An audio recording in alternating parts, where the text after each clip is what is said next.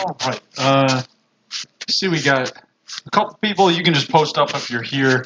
Alex isn't here yet. He should be here in a couple minutes. So I can't really type anything into the chat right this second.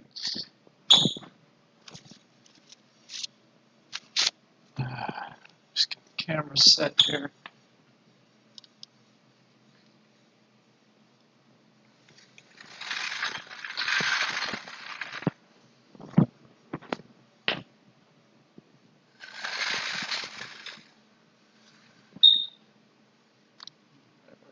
Try to fix the color balance.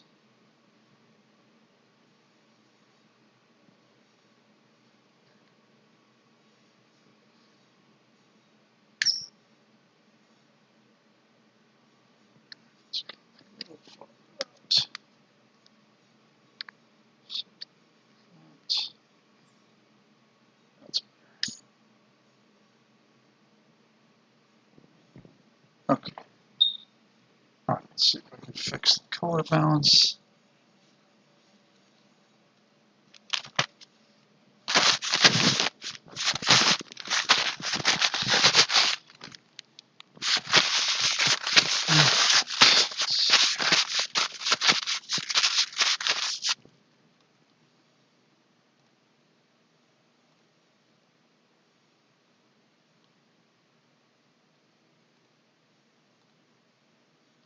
There we go.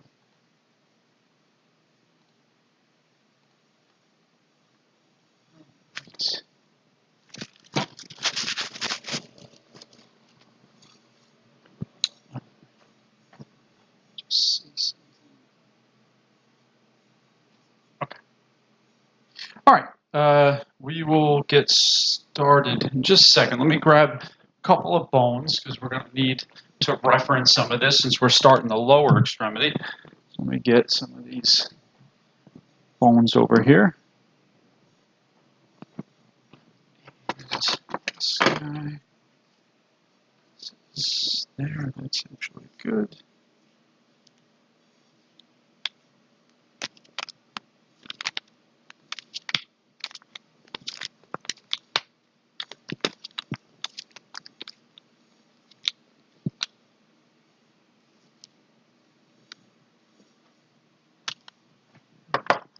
Is this the same?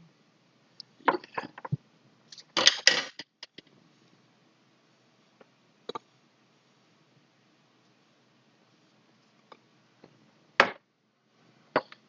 This guy, though. This one's good. Sorry, I'm just trying to find some bones that we can use here. So one here. That's good.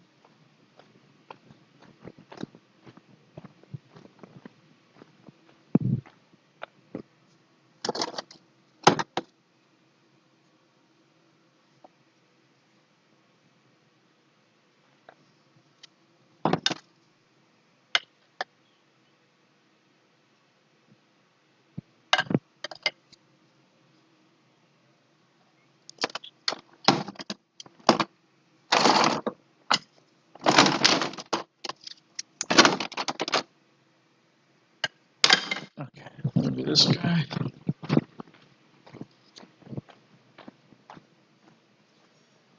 Yeah.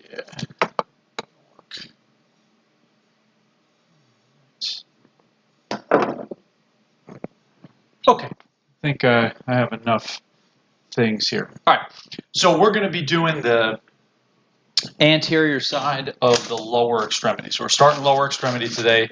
We're going to do everything on the anterior side first. So we're going to do everything that's on the front of the hips, anterior side of the thigh, anterior side of the leg, dorsal side of the foot, which is the top of your foot. So we're going to go all the way down, do all the muscles and all of the vasculature for the anterior side. Then next lab, the body will be flipped over, and we'll do same thing on the posterior side all the way down.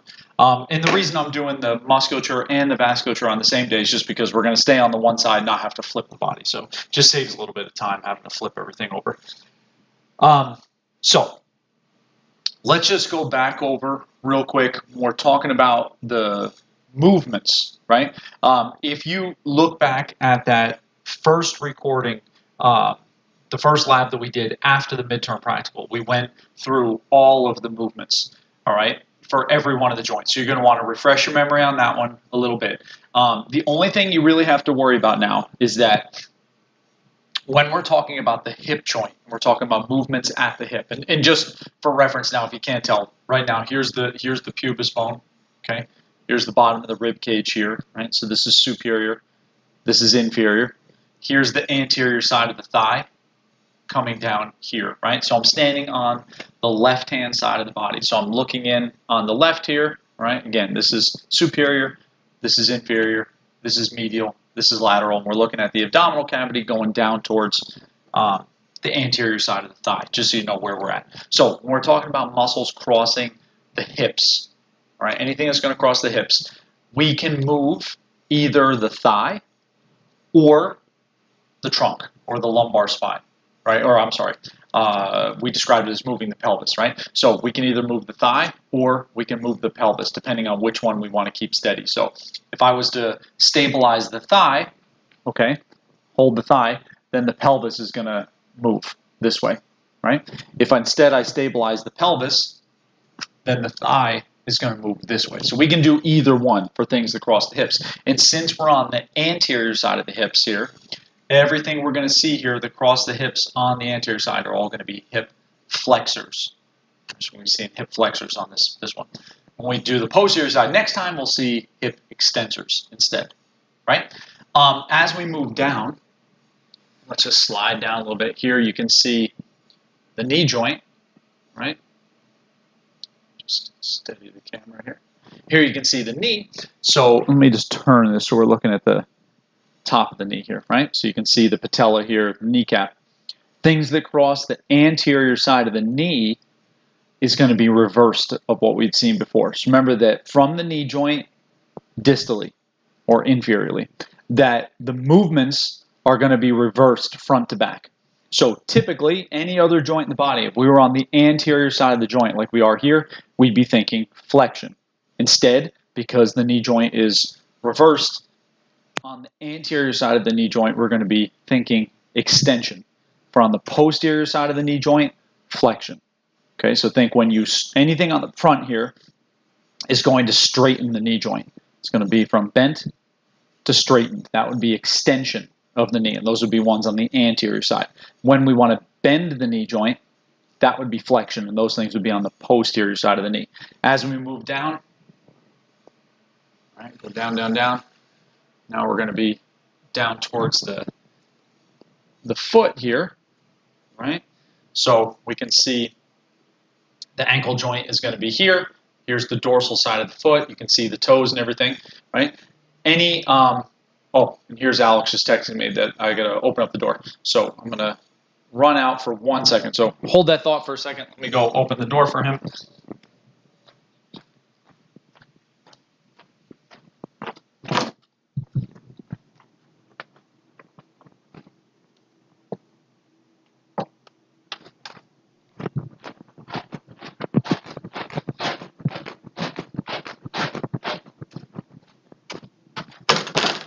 Hey. Oh, that's all right. Can you just grab the door here? So I have to grab the handle. Thanks. Awesome. All right. Okay, so when we're looking at the ankle joint here, anything that crosses the anterior side of the ankle joint, all right, is going to pull the foot up this way, which would be dorsiflexion. All right, anytime we pull the foot up like that, dorsiflexion. Anything that's going to activate the toes down here is going to lift the toes up, extension of the toes. So dorsiflexion here, extension down here. When we're on the other side, we're back here, next time we're looking at the posterior side of the ankle joint, those muscles are going to want to push the foot down, all right, that way. That's going to be plantar flexion, and muscles that are crossing the plantar side of the foot, the bottom of the foot, those are going to want to curl the toes down like that, those would be flexors. All right, so again, just want to note, where are we on the joints? What types of movements are we going to expect? So again, I just kind of went through it again, but watch that first video we did after the midterm practical, so you can see me demonstrate all those movements. Make sure you're very comfortable with that stuff, all right? Before you start tackling all of this, go back, review that again, then come back here to make sure you're really solid on all the movements. All right, so where we're going to begin, you're going to want to look at, if you're looking at the handouts, it'll be anterior thigh. That's where we're going to begin. All right. Now, some of the muscles here are going to originate up in the abdomen. Those are the ones we're going to start with. So if you see me opening the abdomen, now, we're not looking at abdominal contents anymore. So we did all the organs and everything and the digestive system and all that kind of stuff in there. We're not doing that. We're going to be looking at muscles. And there's only a handful of muscles that are in the abdomen that work on the thigh or at the hip, right? So you're already going to know if I'm going into the abdomen, your choices are going to be limited here, all right? So let's open this up a little bit. This open. Let's move that abdominal flap down, and we're going to move the intestines out of the way a little bit, and then I'm going to readjust the camera to give us a little bit more of a bird's eye view here. So let's get this stuff out of here, and I'll probably just need, I'm going to mop this out just a little. Just a little fluid accumulated in here. Just get that out so this all looks good, clean.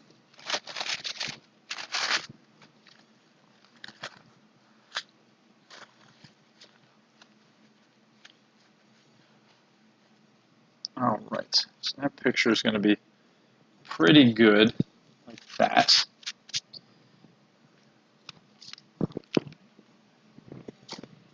And I'm going to reposition a little bit, and then we're going to just go over some of the osteology here before we do the muscles, because we need to have some landmarks here. All right, so we're going to get right over the top like that. That should, yeah, that's going to give us a pretty good view there. All right, so let me grab the pelvis here. Let's see how this looks. Yeah, that's going to be pretty good. All right, so you see I'm holding up, and you know what? I'm going to back out a little bit more because we can't see the whole pelvis. I'm just going to get a little higher. Oops, it's no good.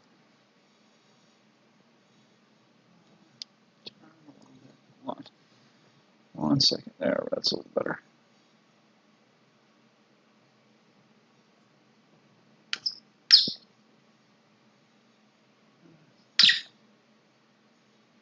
Stay. All right. Let's see how that is.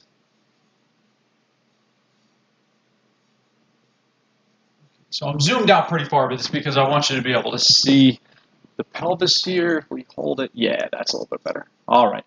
Now we can see a little bit more of the pelvis. So I'm kind of holding the pelvis the way it is sitting on the body here, right? So we said we got the pubis bone here, right? And that's going to be, if we just push this flap back down, there's the pubis bone right there. So I'm going to let this down, and I'm pushing against the pubis bone right there, right? So that's going to correspond to right here, right there, okay? Now, you see here, here's the ilium. Right? And the ilium is going to be right here. So I'm pushing. See how I'm pushing right against there? That's me pushing inside the pelvis right here on the ilium here. All right? Right there. And then we got the iliac crest, right? The top of your hips along here. And that's where I'm running my finger right along there. Now, you see how this curves around like this? And I'm going to follow that same pathway here. So start here, bring my finger in and around. That is the crest of the hips going in there, which is the iliac crest. So I'm pushing on it back there, inside the abdomen, and then right up to here. Again, that's if I put this here, that's me running my finger along here. And we know that the very front of the iliac crest, right up here, is the anterior superior iliac spine, right? And then we had a piece of connective tissue going from the anterior superior iliac spine over to the pubis bone, connecting that spot like that, and that is going to be the inguinal ligament. It's going to connect those two spots. Now let me just grab my probe here. Let's put that like that.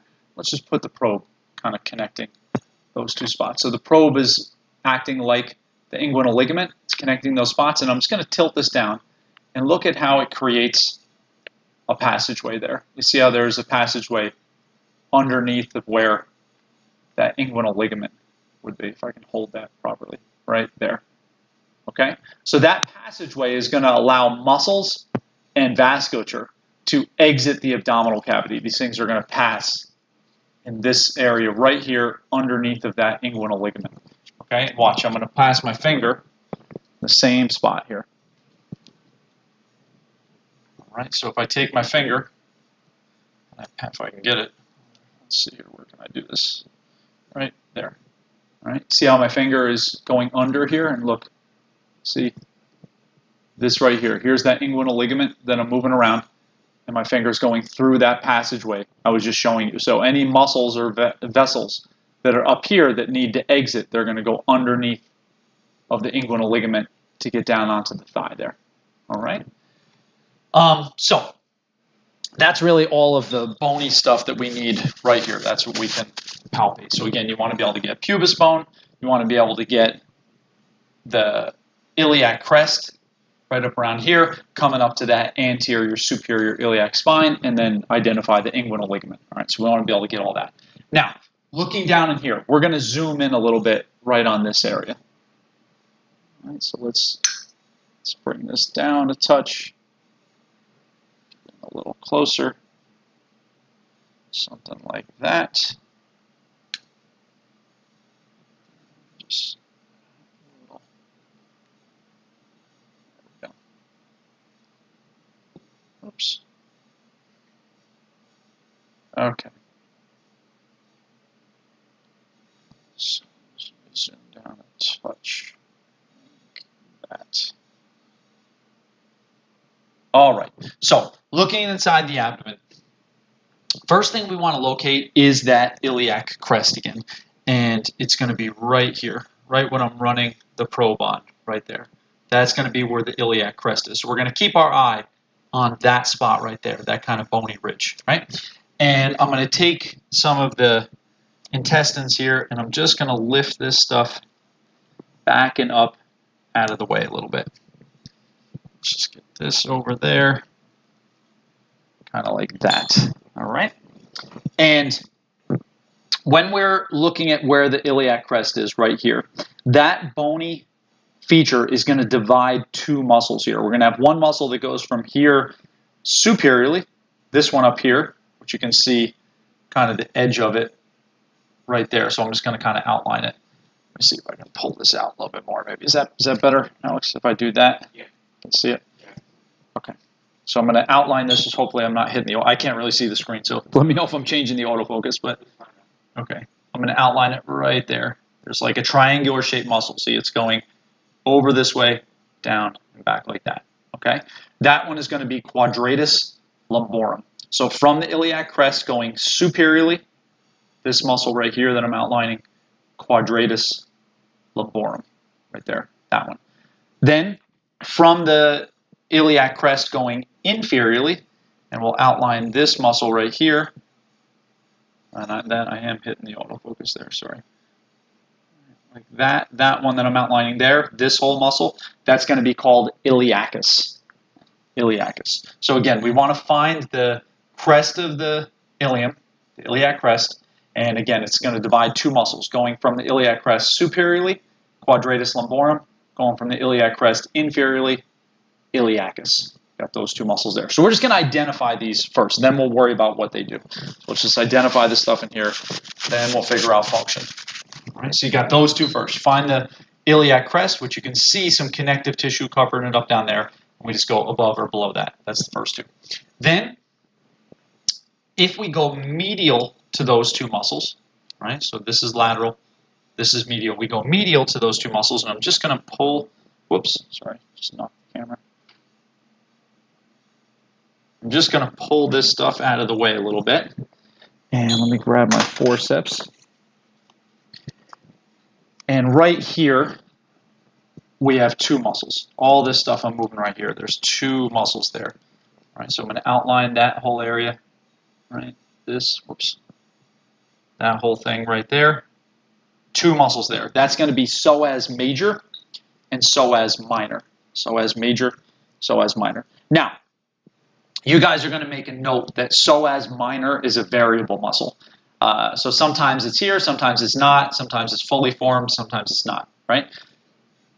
On this particular body, we have a fully formed and separated psoas minor muscle, which I would say is more rare. Typically, we have a psoas minor muscle that's partially formed and really tightly attached to psoas major. That's probably the thing that we see most often. Least often is what we have here, which is a fully formed, separated psoas minor muscle. The other least common is it's missing 100%. Usually it's somewhere in the middle, right? But here, we're going to grab this and you see the connective tissue sitting on top here. If I just grab this guy and move this a little bit, you can see the muscle belly up here, right? You can see that, Alex? Okay. So see that one I'm moving. That is psoas minor, the smaller one that's more superficial, and then everything else that's under it down there, all the rest of it that I'm moving. So if I just kind of get this guy out of the way, everything that's under there, all of that is psoas major. So you got a pretty good picture there of seeing psoas minor here, move that out of the way, psoas major. So if I was going to ask these two, I would grab them both and say, okay, we have two muscles here, two muscles. Of those two, I want you to identify this one, or I'm going to take this one, move it out of the way, and I want you to identify that one, the one under it, this one here. So it should be pretty obvious which is which, right? So that gives you four muscles there. And again, just pointing to them, if I hold this all out like that, quadratus lumborum, iliacus, psoas minor, and then under it, psoas major. Those are the four we're looking at up here. All right, so let's start looking at function of these muscles. So let's do quadratus lumborum first. Quadratus lumborum, functionally, you're going to associate that with your spinal muscles. All right, so quadratus lumborum is a spinal muscle. It doesn't actually activate the hips at all. The only reason we didn't do this one when we did the other spinal muscles is because we couldn't see it then. We had to be able to get all of the intestines up out of the way. I had to cut a bunch of things, and we also had to be able to move the kidneys up and out of the way to be able to see quadratus lumborum. So it's very, very deep. Just hard for us to get to before. But again, functionally, put it with your spinal muscles. And what quadratus lumborum is going to do, and again, I'll kind of hold this up out of the way, is when this muscle, it's going in this direction. It starts on the crest of the hips, goes over that way, and it attaches to the transverse processes of your lumbar vertebrae down there. So quadratus lumborum on this side is going to pull like this, and we're going to have another one on the other side of the body that's going to be oriented that way that'll pull like this. And what it does is when we pull this way, if we have a unilateral contraction, lateral flexion bends that lumbar vertebrae that way. And on the other side, if I'm going to pull like that, it's going to laterally flex us in the other direction, right? So that would be a unilateral contraction. We get the bending of that lumbar spine side to side, lateral flexion. If we have a bilateral contraction of quadratus lumborum, what does it do? We try to laterally flex both ways at the same time. And what do we end up doing? We end up stabilizing the lumbar spine, right? So quadratus lumborum is one of the main muscles that helps to hold the lumbar spine upright and not let it bend side to side. So when you guys are standing or sitting, quadratus lumborum is always a little bit active, kind of holding that lumbar spine in place. All right, so that'll be that one. Then as we move down, we're going to group together two muscles here. We're going to put together iliacus and psoas major. Those two, we're going to put those two together, right?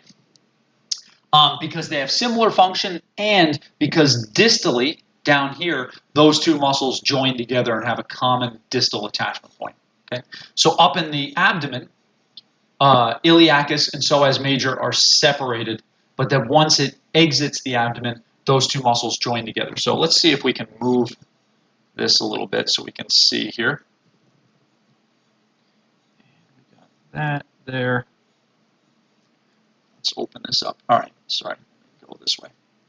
All right, so right here. So here's iliacus they're psoas major. So we got the two up here. They go down, they go underneath the inguinal ligament. Sorry, I'm messing up that autofocus a little bit. And then right here, they're stuck together. All right, they're together here. So if we identify them up here, we identify them separately. Iliacus, psoas major. Once it passes underneath the inguinal ligament, then we call them by their combined name, which is iliopsoas. All right, that's what they'd be called down here after they've joined together. And then again, they go down a little farther and have a common distal attachment point.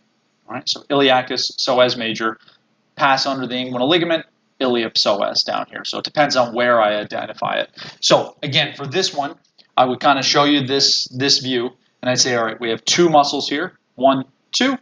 I want to know what they're called after they exit the abdominal cavity here, or I want to know what they're called in the abdominal cavity, either here or there. So I'd be pretty clear as to which name I wanted from those. All right, so putting those two together, functionally, both of them cross the anterior side of the hips. So they're either going to do flexion of the thigh at the hip, or they're going to do flexion of the pelvis at the hip, or they could do both. Right? So remember, anything that crosses the hips, we can either move the pelvis or the thigh, or both, and that counts as two separate movements.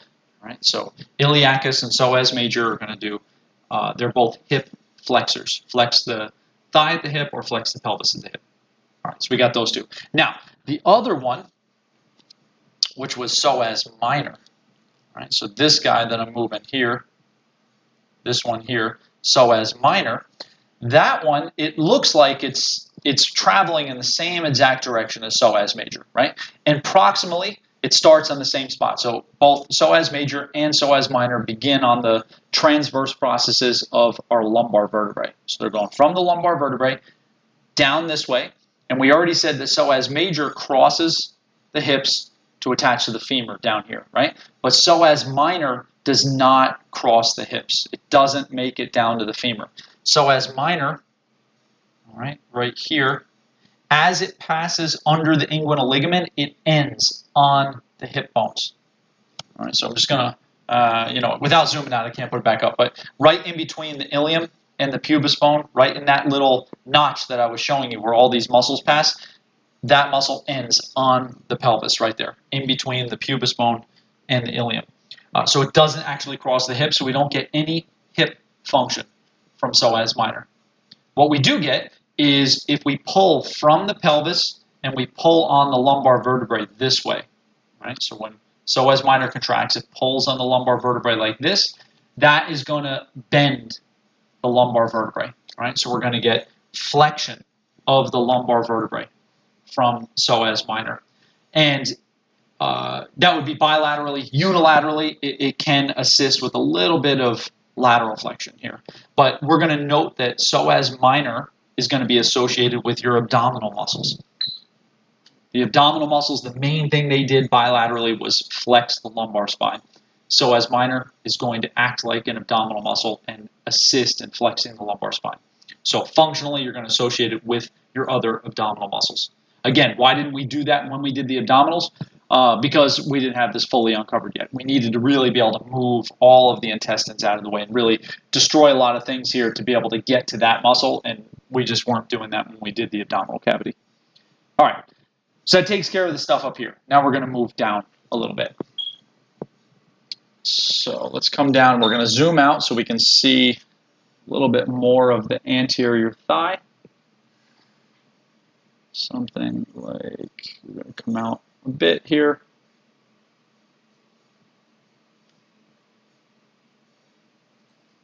Get this over here. Yeah, something like that. Okay. Let's move back up to touch. Right there. All right. Now let me just prop up the leg here. Hopefully this will sit a little straighter. Yeah, that's better. Right. And I'm just going to even zoom out just a touch more. I just need to have a little bit more of a bird's eye view here. Let's see, I think that's better. Yeah. And right right about, that catches just about everything we need right here. Okay, so again, up here, let's just put this flap down. Let's close back up the abdomen. We don't need that in there anymore. Let's get this closed. Let's cover that back up there.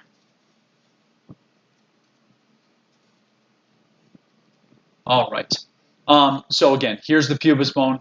Here's that anterior superior iliac spine, right at the very top of your window here, right? And then there's that inguinal ligament. So that's superior. This is inferior. Here's the patella, your kneecap, right? And then we're going down towards the leg down here, right? So here's your thigh. There's your leg, knee, hips, all right? Again, we're looking at the left-hand side. So this is medial. This is lateral. So when we're on the anterior side of the thigh here, first thing we're going to look at is the anterior compartment of the thigh. All right, and that's going to house your quadriceps. So look here, see this connective tissue.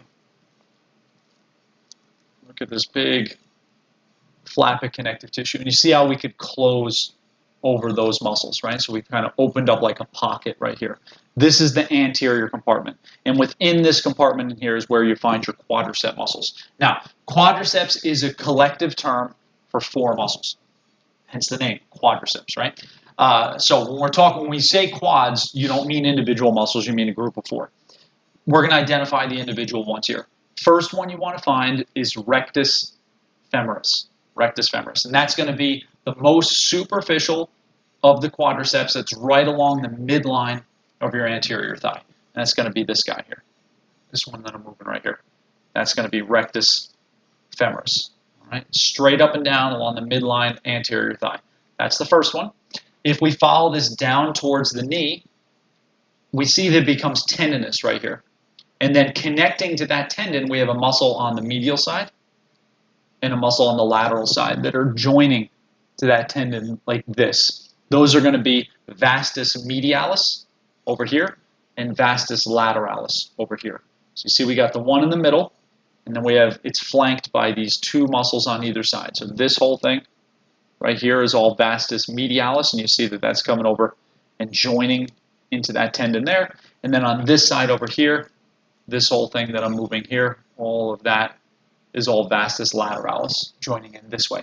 Then there's one more, the 4th one, and that one is deep to rectus femoris. So we're going to take rectus femoris and just move it one way or the other. It doesn't matter. So if I take it, move it over like this, you see all this connective tissue here.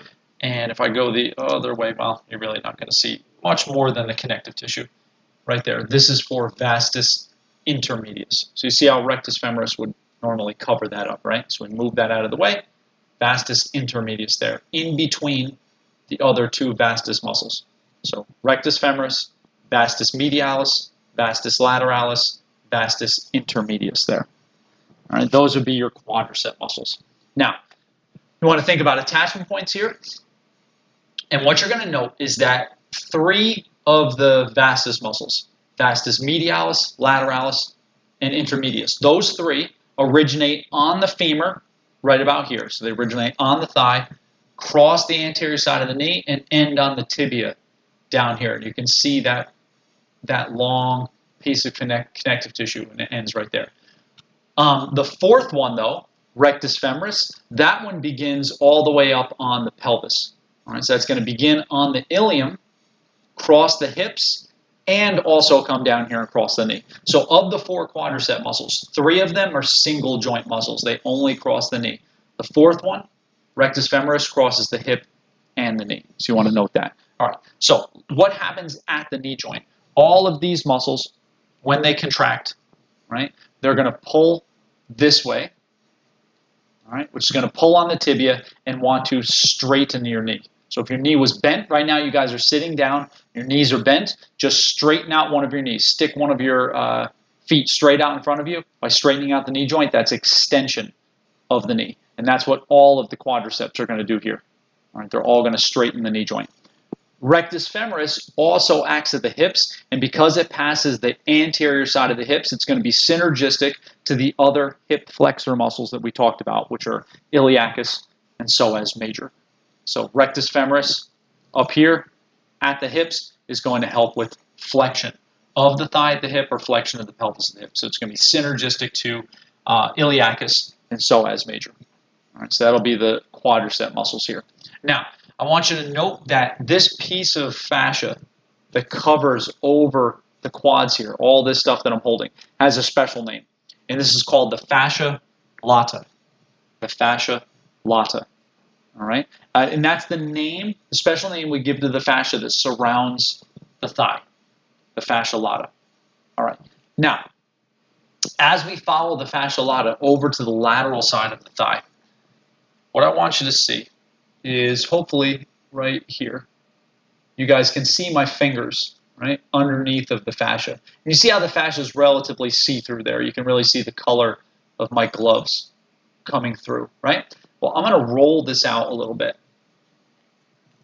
And right now, right here, my knuckles are right up underneath of the fascia there. Notice how you don't see that color blue coming through nearly as much as you did as I roll out right here. All right, see how you can see it here, but then as we go down, look at my finger. See how you don't really see the blue there anymore? And notice how it's much more white and shiny. And that's because the fascia lata gets thicker and thicker and thicker as we get over towards the lateral side of the thigh. And we have a special name for that thickened portion of the fascia over here, and it's called the IT band, iliotibial band. All right, so the IT band is a ligament that connects the two bones that it's named after, the ilium up here, down to the tibia down here. All right, so we got this ligament that passes along the lateral aspect of the thigh, the IT band going from the ilium down to the tibia. And the IT band is a part of this larger fascia that covers over the thigh called the fascia lata. Okay? All right, now that we know where the IT band is, we have a muscle that is attached to the IT band on the anterior side of the body. And that muscle is going to be your tensor fascia lata muscle. Tensor fascia lata, or your TFL muscle. All right, so let's move. Actually, I'm not going to move. We can see this here. So what I'm going to do is just move the fascia out a little bit. And right here, you see this little muscle belly? It's poking out right there. Notice how, see, it would be on the underside of the fascia. Right there. Right there. This little guy that I'm moving right there. That is your TFL muscle, tensor fascia lata. And that one originates on the anterior superior iliac spine, and it comes down and it attaches to the IT band, what I was just holding down here. Right, so that little muscle connects the pelvis to the IT band right there. And that is tensor fascia lata right there. All right. And what does it do? The name is telling you the main thing it does, which is tense up that connective tissue, so it tightens the IT band. That's the number one thing. But this muscle, you can kind of see it oriented this way. See how it's going like that a little bit. It's kind of sort of on the front of the hips and also on the side of the hips over here. So it's a very weak hip flexor. Part of it acts this way. And it's also a weak hip abductor, B as in boy, to move the thigh or the pelvis this way. Right? So it does both of those things weakly. But the main thing it does is tense up the IT band. All right, so that's that one muscle there. So we had the anterior compartment that had the quads. We go anterior lateral, and we have TFL, that muscle. Now we're going to go anterior medial to see the other muscles. So what I'm going to do is I'm going to take the fascia lata, and I'm just going to close it up like this. So we're going to close this up this way, cover over the quads so we can't see those anymore. And we're going to expose all of the medial side muscles here. Now, in order to see these better, I'm going to change the camera so we're looking at this side. So instead of standing on the left looking like this, we're going to stand on the right and look up in that way. It'll just give us a better picture of those. All right. So let's move around. Loosen this up. Let's walk around to the other side. And let's get the pelvis out of the way here. Let's reposition a bit. All right, we're just going to move this out a touch, move this over a touch. Whoops. Something like that. Let's zoom out a little bit. Think like this. Let's see how this is. Not going to come in a little bit more.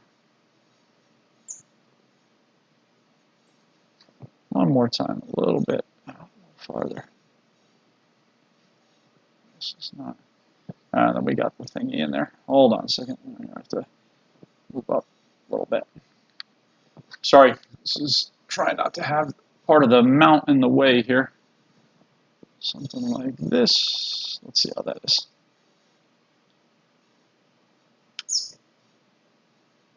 That's pretty good. Something like that. All right.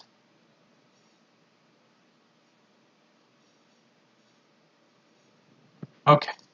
So, again, now I'm standing on the right-hand side of the body. So this is superior. Here's the pelvis here. There's the crest of the hips over here, right?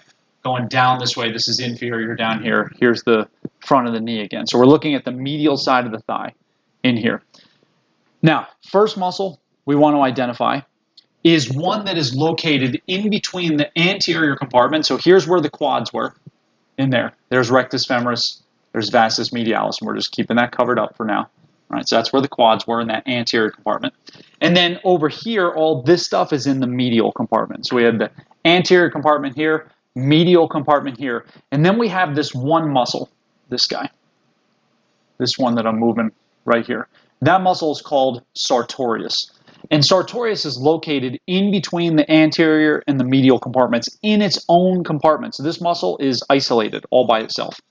And that's called sartorius. And I'm just going to outline sartorius for you. So it starts, just open this up a little bit.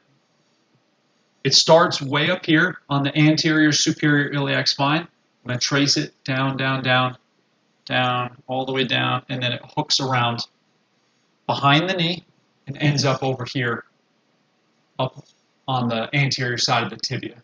All right, so it goes like this. This is outlining it right there. And notice how it makes a slight S shape. All right, it's a little bit of an S shape. And I could just do that a little bit. This would normally get pushed over like that. Right? So we have just a very slight S shape here. The more developed your thigh is, the more of an S shape this guy will have. So sartorius is the longest muscle in the body, right? And it crosses both the hip joint and the knee joint down here. So we need to look at what happens at both sides. So at the hip joint, we're crossing the anterior side of the hips, just like the quads did. So this is going to be a hip flexor.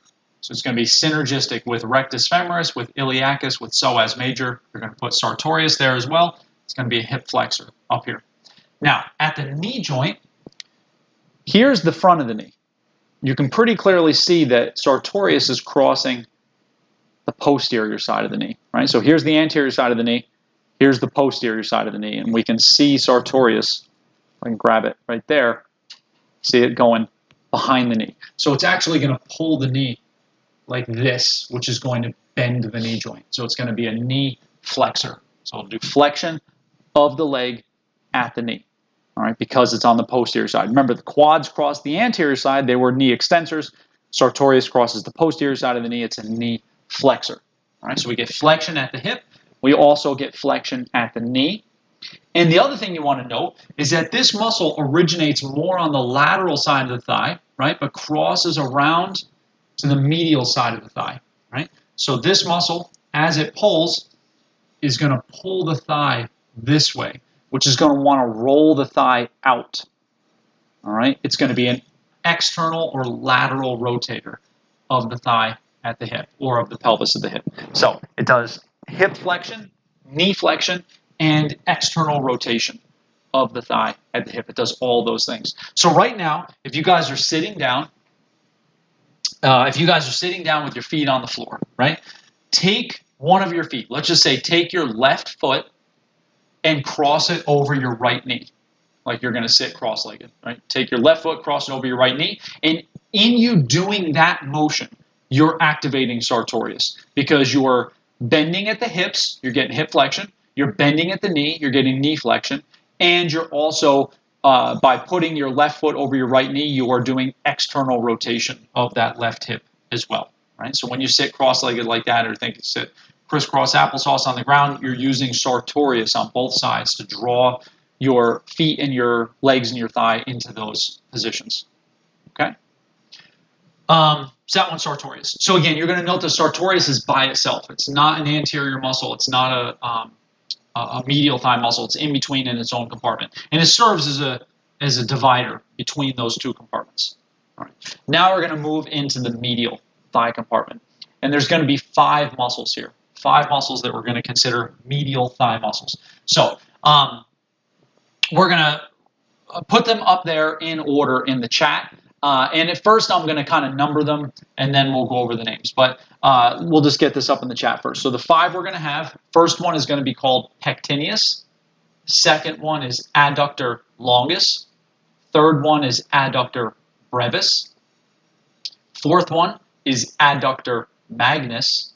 And the 5th one is gracilis. And when I'm saying adductor, D is in dog. All of these are going to be hip adductors. All right, so again, gracilis, adductor longus, adductor brevis, adductor magnus. I'm sorry, I said that wrong. Pectineus, adductor longus, adductor brevis, adductor magnus, gracilis. Those 5. All right, so 1, 2, 3, 4, 5. So let's, just to save on saying the names a million times, I'm going to use the numbers first. And here, from this view, I don't know how well we can see this split. So this particular body has a little bit of a, pectineus is a little buried, and it's not always like this. So there's not a lot we can do here to show a really good view of pectineus, but I have to kind of move this guy out of the way. So this is the second one. This is adductor longus. I got to move adductor longus over a little bit, and you see this muscle right here. You can see it going down that way. All right, that one I'm outlining there. That's the first one, which is pectineus. So we find pectineus first. That's number 1. Then we got the second one, which is the one I'm moving right here, which is adductor longus. Then we move adductor longus over a little bit, and we get this muscle. That one that I'm moving right there. That one is adductor brevis. So it's down underneath. See, adductor longus would sit on top of it. We move that out of the way. There's adductor brevis. And we open up this whole area down here. Let me just get that out of the way. And this guy that I'm moving here, all of this down there, all that big one down there is adductor magnus, all this stuff. And then gracilis is this smaller muscle that's running right up and down along the medial side of the thigh. Okay? So again, we got 1, 2, 3, 4, this guy, which I can get my finger under right there, that whole guy, 4, 5, right here. So again, pectineus, adductor longus, adductor brevis, adductor magnus, gracilis. All right. So when I'm asking these muscles, I would group them together and say we're in this area, right? Medial thigh, we have 5 muscles. I want you to identify first, the second, the third, the fourth, the fifth, and that will also point to them. That way, you're going to group those together, and you'll be able to identify them pretty easily. And I know the only one that's a little tough to see is that pectineus one here, just because of the angle. But if I move that so you can see pectineus well, you won't be able to see the other one. So we'll just kind of leave it here, and I'll just move adductor longus out of the way a little bit to expose pectineus down there. All right. Now, for the medial thigh muscles, all of them are going to pull on the thigh this way, which is going to do adduction of the thigh. It's going to squeeze your thighs together. D is in dog. Adduction of the thigh at the hip or adduction of the pelvis at the hip. So all of those muscles are going to do that, all of them. The first 4, pectineus, adductor longus, adductor brevis, adductor magnus, those are also external rotators of the thigh at the hip. The first 4 rotate the hip out. All right. The 5th one, though, gracilis, is an internal rotator of the thigh at the hip. So it's the only difference between those 5. You're going to group them together functionally with an asterisk by the 5th one, gracilis, and just note that gracilis is an internal rotator, while all of the other ones are external rotators. All right, and hopefully you can see this pretty well. Watch, look at gracilis here. Follow gracilis down, down, down. Let me just get this up out of the way. We got some superficial veins out of the way. So hopefully, and let me use the forceps here. So you guys can see gracilis right here. You see how it's becoming tendinous? Right? You can see the tendon there. And then you can see sartorius here. So what I want you to see is that sartorius is coming to this spot because sartorius and gracilis, they both wrap around the posterior side of the knee and they both end at the same spot over here. Right? So they both go into the same spot. But notice how gracilis is going to pull on that spot this way. And sartorius is going to pull on that spot that way. And that's where you get the two different rotations, right? This one pulling this way is going to want to turn the thigh out. Gracilis pulling this way is going to want to turn the thigh in. So hopefully you can see them coming together down there from different directions. And that's where you get the two different rotations. All right. And then gracilis also, because it's crossing the knee joint, is going to do flexion of the leg at the knee a little bit. It's also going to assist in bending the knee, just like sartorius did, because they're crossing the same way. All right, so that takes care of the medial thigh muscles. Now we want to move down to the leg. But before we do that, let's just take a quick look. And actually, I'm going to move around to the other side. So let me go back. Let's go back around to the left side. This over here. And let's just zoom in on the knee a little bit here.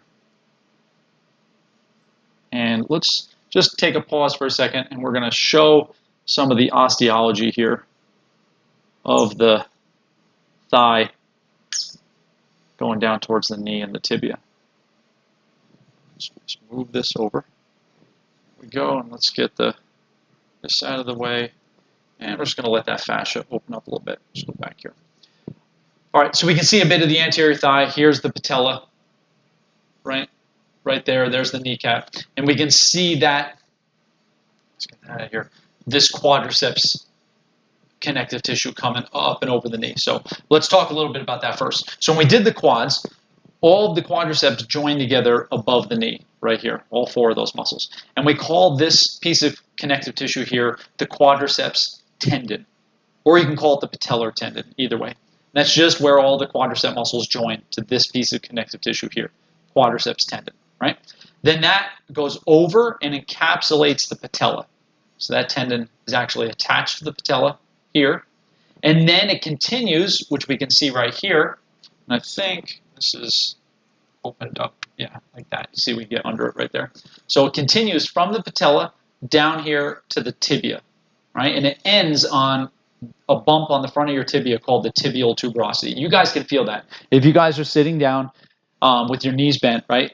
Feel your kneecap, go to the patella, then follow the patella straight down. Just push straight down until you're going to feel a bony lump about 2 or 3 inches below the patella on your tibia, right on the front, and that's going to be the tibial tuberosity, and that's right where your quadriceps connective tissue ends. So what we want to see is that, again, above the knee, this connective tissue is called the quadriceps tendon, but once we pass over the patella, we're going to call this the quadriceps ligament down here. It is one continuous piece. We just give it 2 names because of the fact that it does pass over and encapsulate the patella. So quadriceps tendon, quadriceps ligament, or patellar tendon, patellar ligament, just so you know whether you're above or below the knee. So we got that. Also here, pull this back out. Just going to move up just a touch here. And let's put the femur kind of in place. So this is where how the femur would sit here, right? And down here, notice how the femur flares out, right? So here's the body or the shaft of the femur, and see how it gets wider, wider, wider. And then we have these parts that stick out on either side. And they're going to be down here. I'm kind of squeezing the same spots here, here.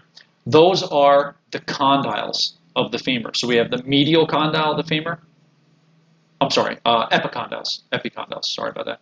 Medial epicondyle of the femur, lateral epicondyle of the femur, and that's what we can palpate right here. So you just want to be able to associate those bony spots right here, and then we see the patella would sit right on top of the femur, right in here.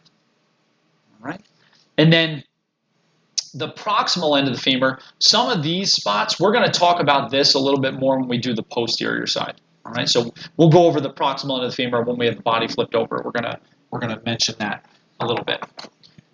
As far as the tibia is concerned, and let's just move down, back down a little bit here. Okay, here's how the tibia sits. See, like this. And remember, we said we followed down that quadriceps ligament here right to the tibial tuberosity, and that's going to be this spot. You can see how it's like kind of a bump that sticks up right there. So there's tibial tuberosity here, and then you see the tibia going down like this, and this part of the tibia we can palpate right here. So I'm actually pinching the tibia. There's nothing sitting on top of the tibia. You're actually looking at the bone right there. That's what you would call your shin, right? You can see that would sit just like that there. So that's the body or the shaft of the tibia. And then if we follow this down, down, down, you see this big process that sticks off on the medial side. And that's the bony part of your ankle that sticks out on the medial side. So right now, if you go down your ankle joint, you'll feel these big bony processes on the medial and the lateral side of your ankle. And notice that the one that's on the medial side, this guy right here, is a part of the tibia. And that's called the medial malleolus of the tibia. And that's that bony process we got right there. The other one, the bony process on that side, is from the fibula. And that would be the lateral malleolus of the fibula. All right, so the fibula would sit right next to this here. And let me grab a full lower extremity. You'll be able to see the fibula.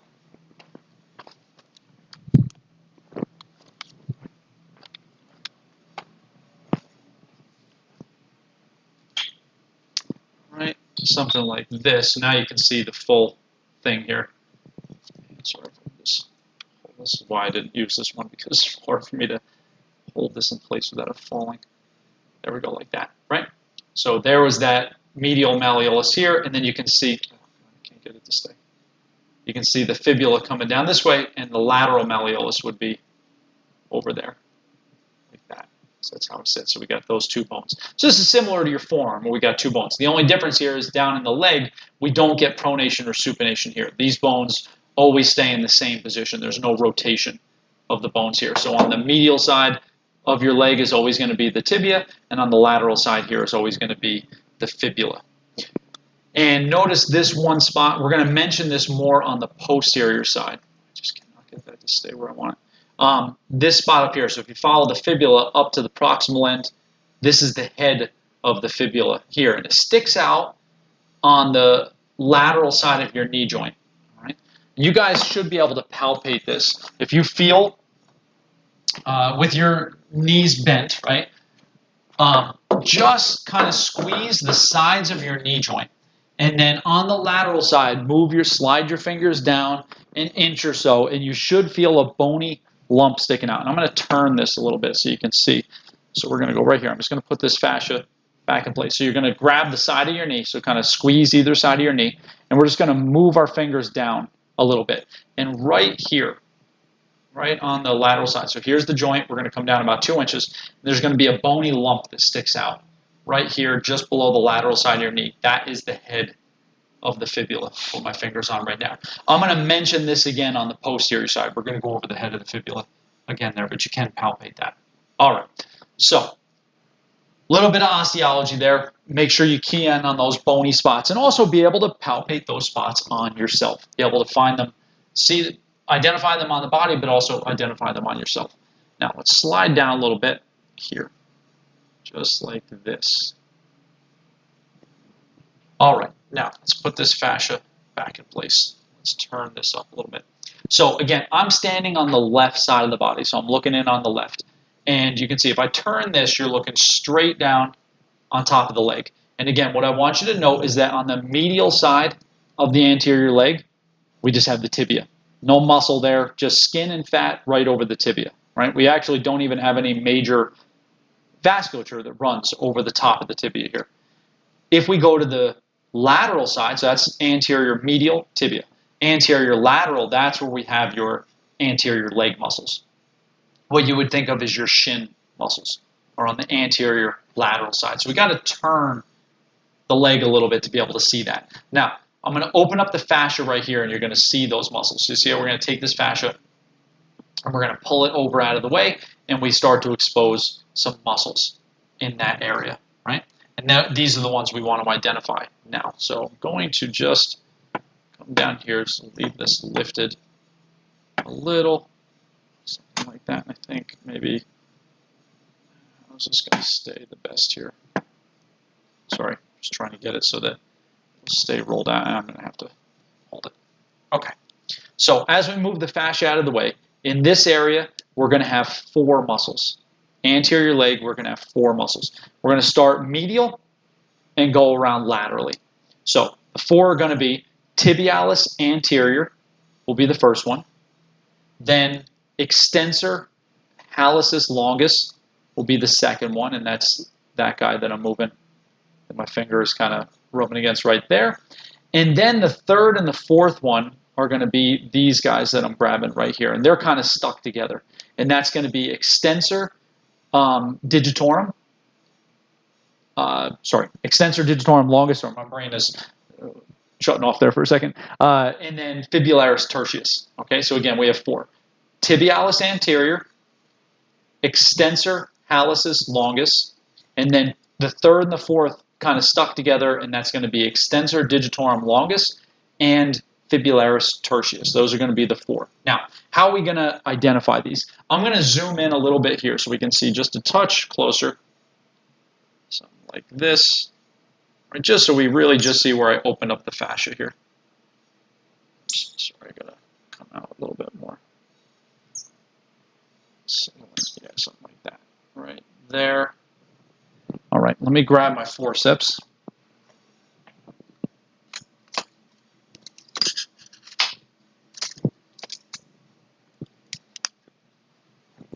Okay, so how are we going to differentiate these? Well, first one, tibialis anterior, is going to be this guy here. So again, it's the most medial one. We can see the muscle belly. I'll kind of outline it for us there. But what we're really going to pay attention to is where this one ends. So as we follow this down, we can see it crosses the anterior side of the ankle joint.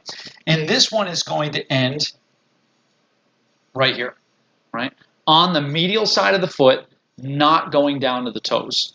All right? That's going to be the giveaway for tibialis anterior. It's going to be a major ankle mover, so it doesn't do anything to your toes, it just moves the ankle. And it's on the medial side, ending on the medial side, and we know that the tibia is the bone that's over here on the medial side, so that's going to make this a tibialis muscle. And tibialis anterior, because we're going to have another one on the other side, which is going to be called tibialis posterior, on the posterior side of the leg, right? So we're looking for this one. It ends, I'm going to point to it ending right here on the medial side of the foot. That'll be tibialis anterior. We'll talk about movements in a second. So that's the first one. Second one, let's just open these 2 out of the way like that, and we see the second one here that I'm moving. And follow that tendon down. Down, down, down. We see the tendon here. Right? We follow that all the way down, and it's going to lead us over to, oops, we got a little bit of skin on there. Let me tuck that out of the way. All right? You can see as I'm pulling there, this tendon is going to lead us right down to the big toe, right there. So that is going to be your extensor hallucis longus. Why is it hallucis? Because your big toe is called your hallux. H-A-L-L-U-X, right? Hallux. So any muscle that attaches to the big toe has hallucis in the name. That's very similar to why we had muscles that attach to the thumb were pollicis, because your thumb is your pollex. Right, so things go in there are pollicis here. This is your hallux. So muscles going there are hallucis muscles. And since we're on the anterior side, right, we know that it's going to pull the big toe up this way. That's going to be extensor hallucis. And this one is extensor hallucis longus, which means that we're going to see another one in a little bit, which is extensor hallucis brevis, a shorter version of this. But this one here, that one that I'm moving right there, that is extensor hallucis longus. So you can see when I move the big toe, right, that muscle is activated a little bit. All right. The next 2, we said, so we're going to turn this a little bit more, and right in here, there's 2 muscles kind of stuck together right there, these guys that are moving. And that is going to be extensor hallucis longus and fibularis tertius. All right, how are we going to tell the difference between them if they're kind of joined together here? We're going to follow their tendons down, and we're going to look at how the tendons separate here.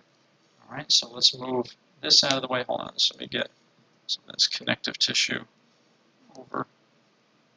Oh boy, come on. That's good enough like that. There we go. All right, so let's grab our probe here. We'll turn this out a little bit. And what I want you to see is, again, right here we have two muscles that we're uncovering right there. If we follow them down, one of the muscles attaches to these tendons here, right? And these guys, if I can leave that there, these guys come down and go out to the digits 2 through 5. Right? We can kind of see those tendons dividing, going out towards toes. This is going to be for extensor digitorum longus, the parts that go out, the tendons that go out to the toes. Right? But then we have this other tendon right next to it, right here, this guy. See this one? And I pull the probe down, and that's right where that tendon ends, right there. So notice that this one clearly, if it ends right here, is not going to any of the toes at all. It's ending on the lateral side of the foot, top lateral side of the foot over here. That one is going to be your fibularis tertius. All right, just like on the one that ended on the medial side of the foot, we named after the tibia, because that was tibialis anterior.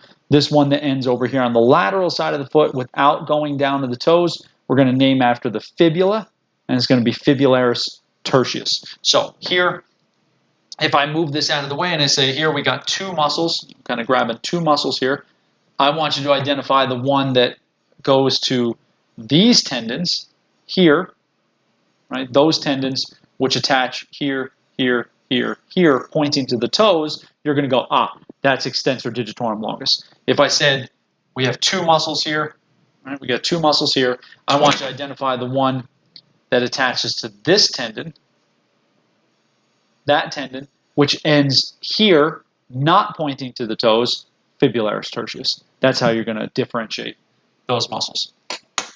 All right, now put an asterisk by fibularis tertius. That one is another variable muscle. Some of us have it, some of us don't. This particular body has a nice example of it, but other people are missing this particular muscle. All right, now for function. All of these muscles cross the anterior side of the ankle joint. They're both all located in front of your malleoli. So we said those bony spots on the side of your ankle was the medial malleolus of the tibia, lateral malleolus of the fibula, and those are going to be the pivot points of your ankle. So anything that's located anteriorly to these two spots that my fingers are on, anything up here, like everything we just did, those are all dorsiflexors. They're all going to lift the foot up this way. Anything that passes posterior to the malleoli, which is everything we're going to see next time back here, those are all plantar flexors. Push the foot down, right? But the ones we just did, all crossing the anterior side of the ankle joint, they're all dorsiflexors of the ankle, all of them, right? Now, for the ones that continue down to the toes, like extensor hallucis longus or extensor digitorum longus, they also pull up on the digits there, and they're going to do extension or hyperextension of the toes that they are connected to. So extensor hallucis would do extension or hyperextension of the big toe. Extensor digitorum longus would do extension or hyperextension of digits 2 through 5. All right. And then the last thing we have is you have to look at what side of the foot do these muscles end on. And that would give us the other movement at the ankle joint, which is the side-to-side motion, which would be inversion and eversion. And notice that his ankle joint is relatively locked, so I can't move it too much. But if I'm going to show this, like if my hand is going to represent the foot, we could turn the bottom of the foot in, and we can turn the bottom of the foot out. This would be inversion, eversion.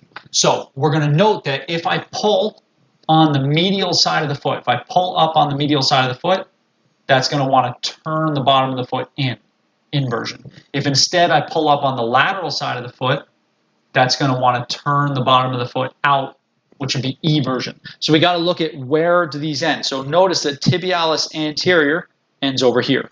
Extensor hallucis longus ends over here, more on the medial side, which means they're going to pull this way, right? Which is going to want to turn the bottom of the foot inversion. Then notice that extensor digitorum and fibularis tertius, they end more on the lateral side of the foot. So when they pull like this, they're going to want to turn the bottom of the foot out that way, which would be eversion. All right, so you look at what side of the foot do they end on. If they end on the medial side of the foot, they're inverters. If they end on the lateral side of the foot, then they're everters. So tibialis anterior, extensor hallucis longus are both dorsiflexors and inverters. Extensor digitorum longus and fibularis tertius are both dorsiflexors and everters. Right, that takes care of things around the ankles. All right, so we're done with that. Now we're going to move down to the dorsal side of the foot. And I'm going to zoom in just a little more here. Kind of like that. And we're just going to turn the foot a little bit here. Actually, I zoomed in a little too far, so you can't see the big toe well. Let's try that. There we go. All right.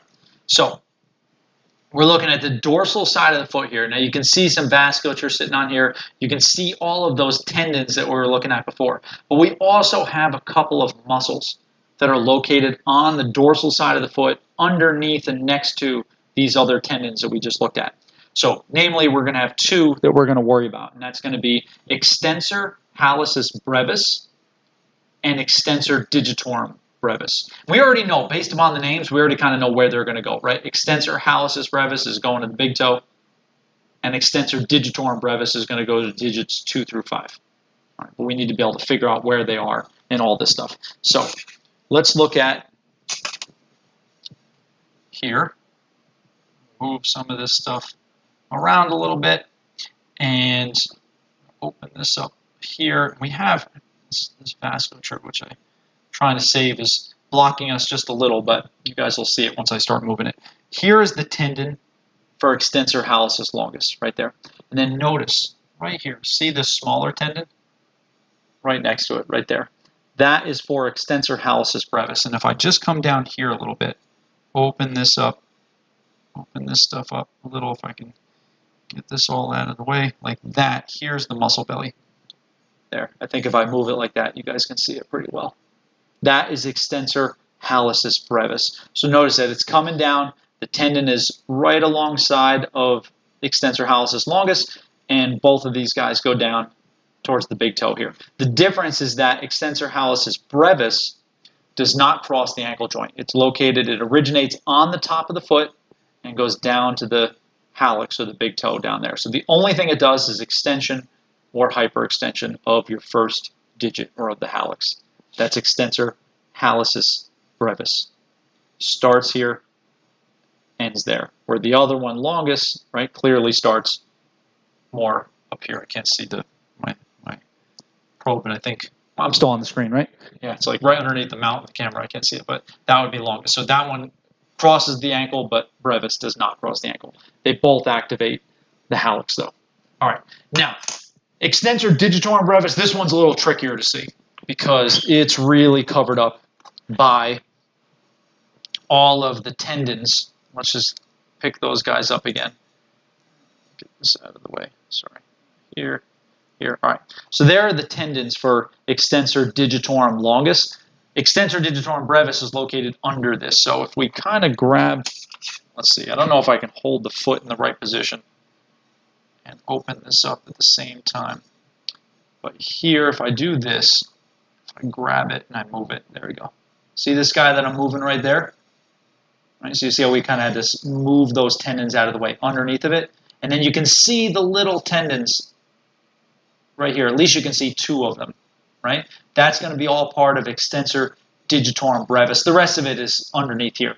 But that is going to go out to the toes there, right? Digits 2 through 5.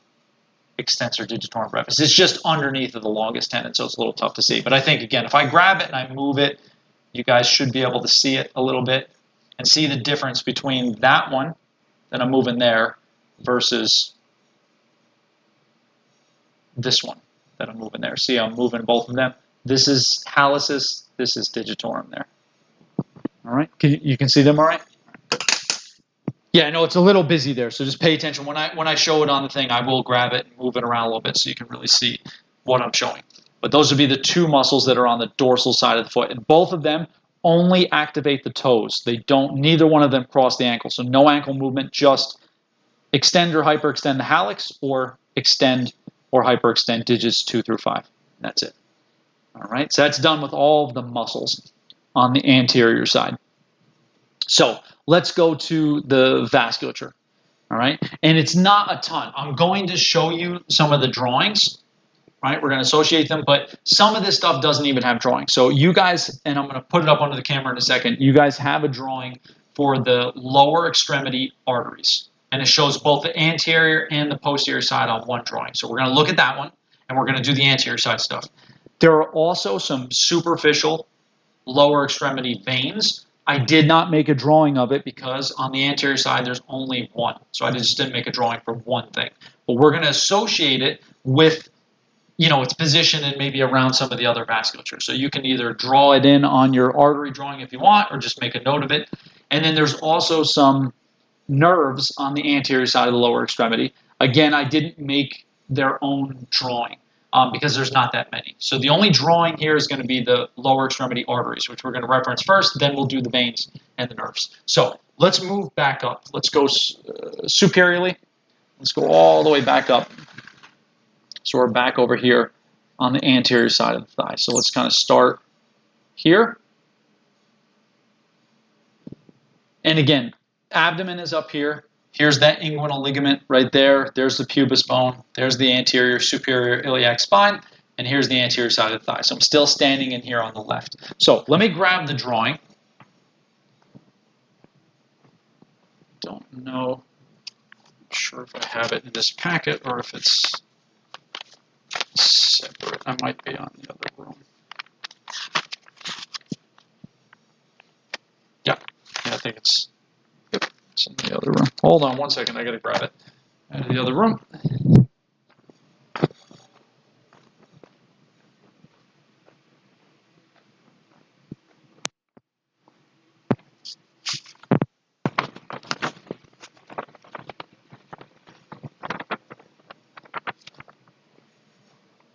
Okay. So this is what we want, lower limb arteries, and we're specifically going to be looking at the anterior side here. So I'm going to hold this in position here. Now, the only problem with this drawing is this is showing the right hand side, and we're looking at the left. Not a big deal. You'll still be able to follow along. But what we want to note is that you can see this. Let me grab my probe here. You see this dark line, and it's labeled the inguinal ligament, right? We want to note the inguinal ligament, which again is right here, okay? So some of the things that we want to talk about are up in the abdomen, and some of them are down on the thigh. So we just want to note that difference right there.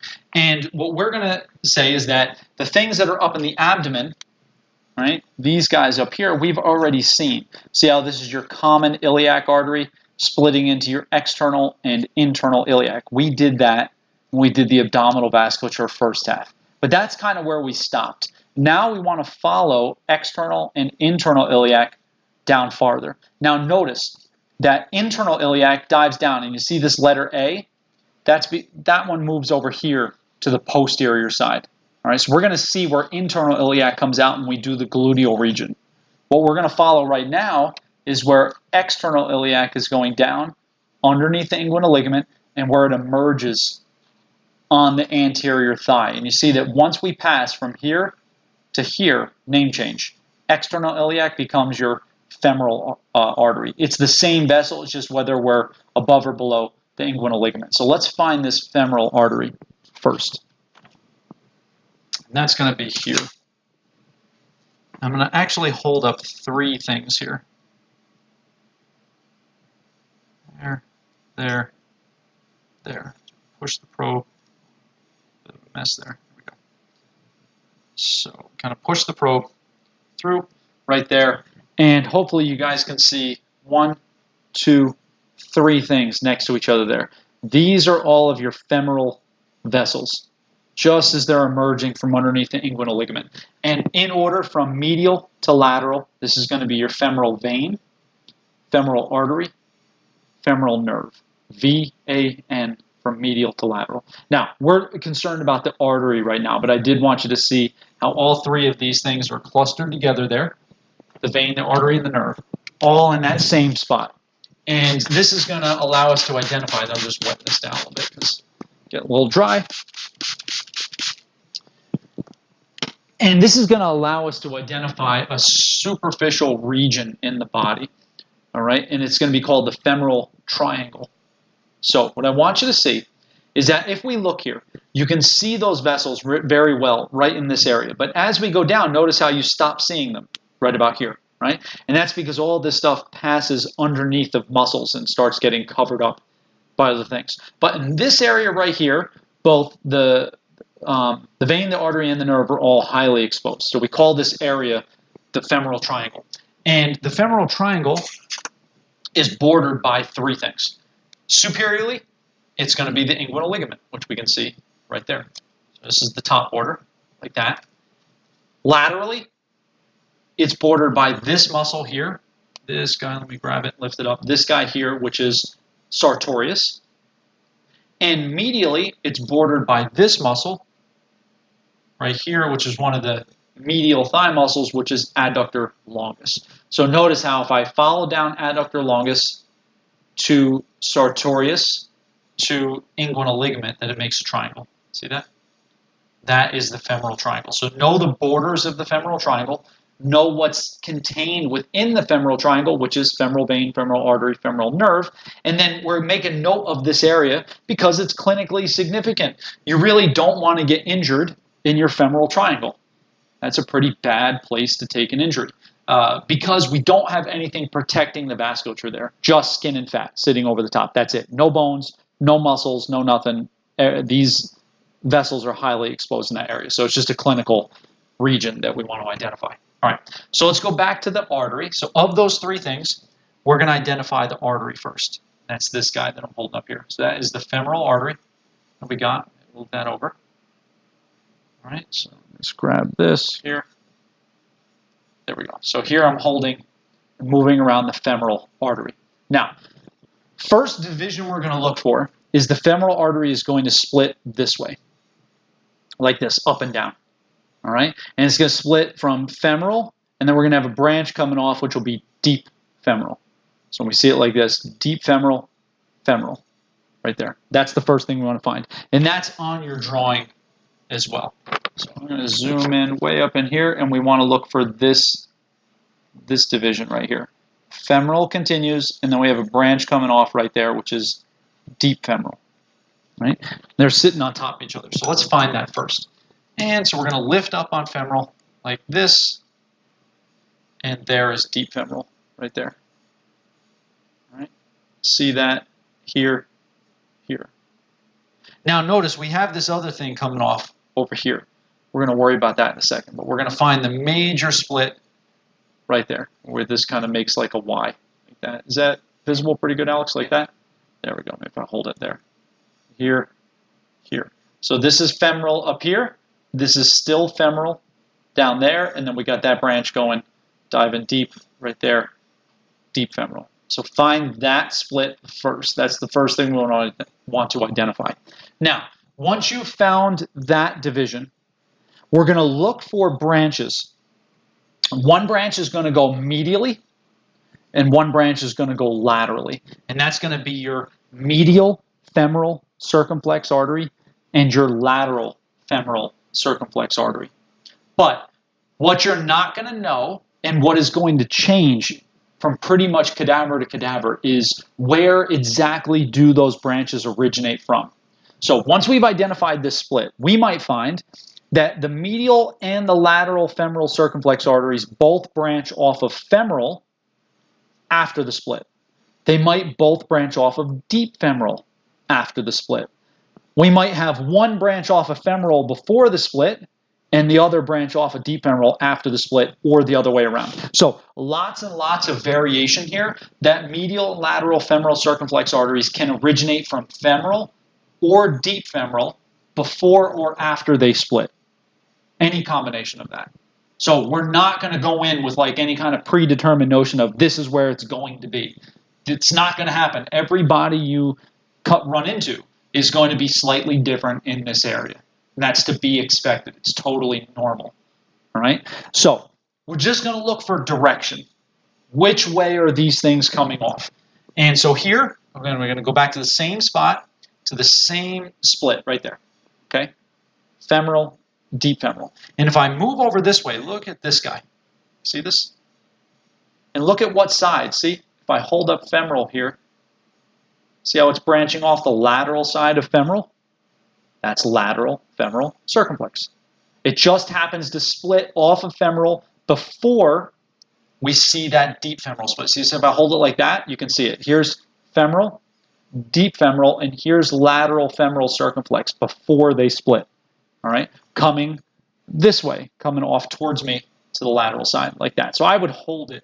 I would say, if I held it like this, I'd say identify this branch here, right? This branch here, and it's going this way, which you can see if I hold it like that is pretty obvious, right? That would be lateral femoral circumflex. Now, if we want to find medial femoral circumflex, we're going to grab all this stuff and move it the other way. So instead of going like this, I'm going to go like this, right? And look here. See that branch right there? See how that one is clearly pointing medially? That is your medial femoral circumflex. And what's it branching off of? Here's that split. Here's femoral, deep femoral, and medial femoral circumflex is coming off of deep femoral going medially, all right? So on this particular body, lateral femoral circumflex is branching off of femoral before it splits, and medial femoral circumflex is branching off of deep femoral after it splits, right? That's just the way this particular body is. But again, we're looking for direction there. Which way are those vessels going? And that's what you're going to identify first here. Find femoral and deep femoral, move it one way, move it the other, and then look for your lateral and medial femoral circumflex arteries. And I will be very clear, right? As, you know, if I held this up, I would say here, right, we got this vessel comes down, it splits here like this, it splits like this, right? And I would say I want you to identify this one or that one. And then I would correspond and say this one or this one, right? Because you can see they're like that. Femoral, deep femoral, femoral, deep femoral. That's how I would show it to you. Or I would say, I'm going to hold this up. We can see this comes down. We can see it splits here. I'm going to take this and I'm going to move it over that way. And I want you to identify this branch right here, which is going this way, lateral femoral circumflex. So I'm really trying to give you the answer there, right? And or I could grab it and I'd say, okay, here, let me see where it splits like that. I'm going to grab all this up and I'm going to move it over this way. And I want you to identify this branch, which is going that way.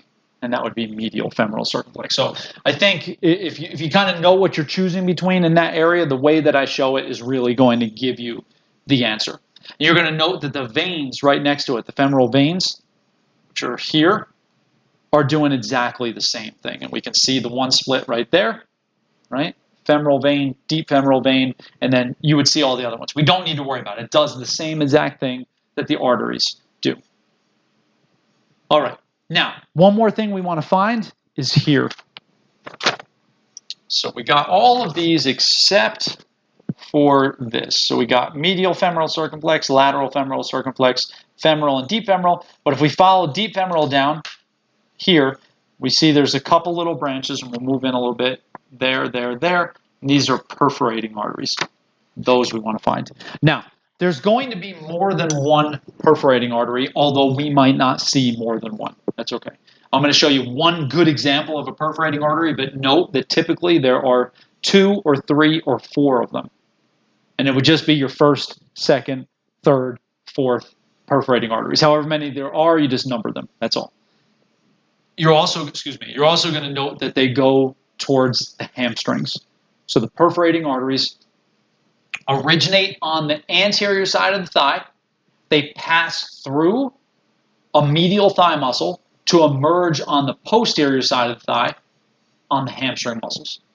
Okay, so we're going to see where the perforating arteries originate this week, and then when we flip the body over next time, we're going to see where the perforating arteries emerge on the posterior side into the hamstrings. So I'm going to mention these twice, once on the anterior side, once on the posterior side, because they do pass from the front to the back. Hence the name perforating. They go through something, they perforate a muscle, and the muscle that they pass through is adductor magnus. Right, so the perforating arteries pass through adductor magnus to supply the hamstring muscles with blood. All right, now I got to see, I'm not sure which way I need to hold the camera. So I'm going to try it this way, and if not, I might change the camera angle. So let's see what we can do here. I'm going to go like this way, that way. Okay, I think. And all right, I just need to snip a couple things to get rid of a little extra fascia in this area. So just give me 1 second here, just so we can get a little bit of a cleaner picture.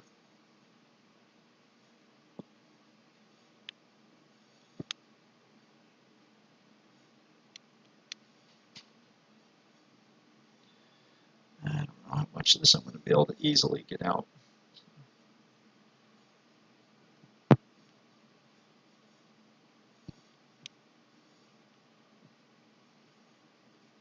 Lots of extra stuff down here.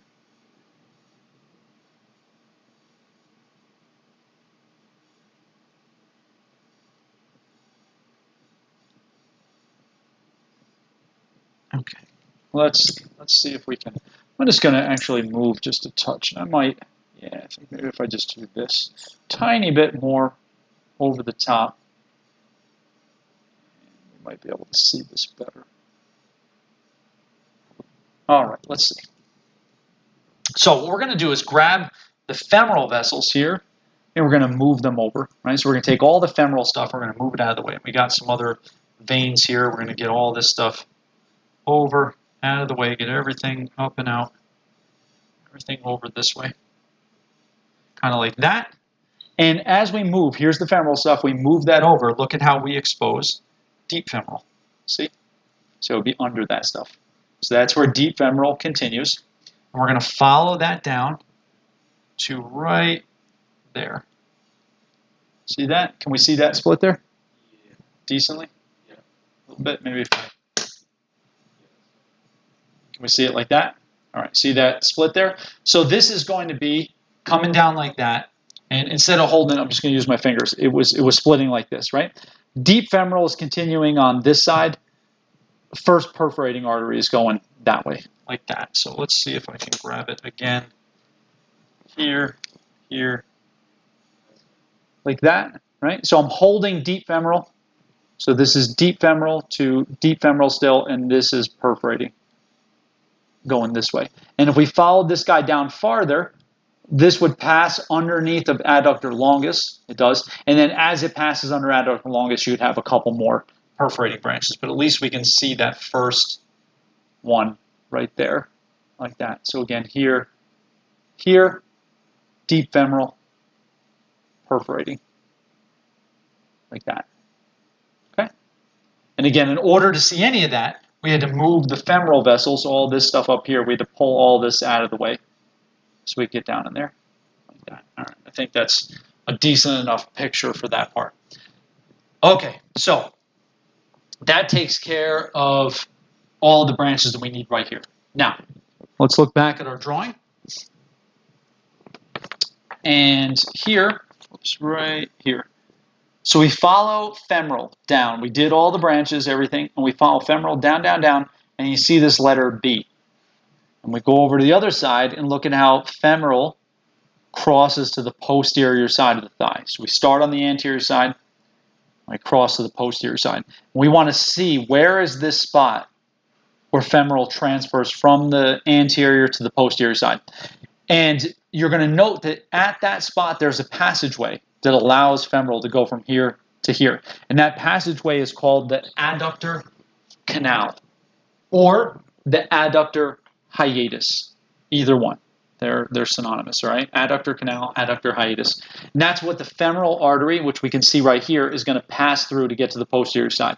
So in order to see where this is, what I want you to know is if I put, remember, this is sartorius. This muscle I'm holding here is sartorius.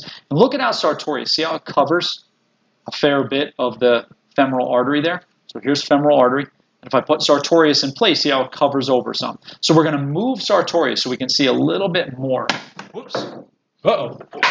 It's all right. Don't worry about it. Leave it. It's all dirty. Sorry. The knee slipped off of the brace the prop that I had up, and then it knocked off a bone onto the floor. No big deal. So I'm going to take sartorius, and we're going to flip it out of the way here. And we see the femoral vessels going down, down, down.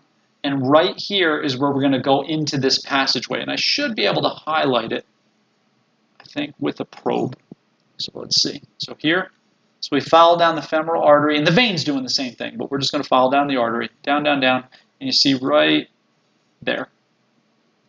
See that passageway that I'm pushing the probe into? That is the adductor hiatus, right there. So that is where the femoral artery is going to go down through this opening and going to emerge on the posterior side of the knee. Okay? And that opening, the adductor hiatus, is an opening in the muscle adductor magnus. It's a passageway that allows these things to go through adductor magnus, one of your medial thigh muscles.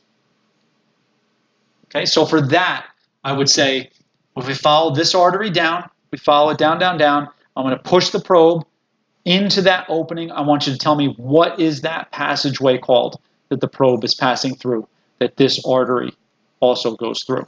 That would be the adductor canal. That's how I'd ask it, all right? Or when we flip the body over and we look at the same spot from the posterior side, I'm going to ask, this vessel is going to emerge from a passageway. And I could ask you the passageway on that side as well. So you're going to note that the femoral artery, once it goes through that passageway, is going to have a name change.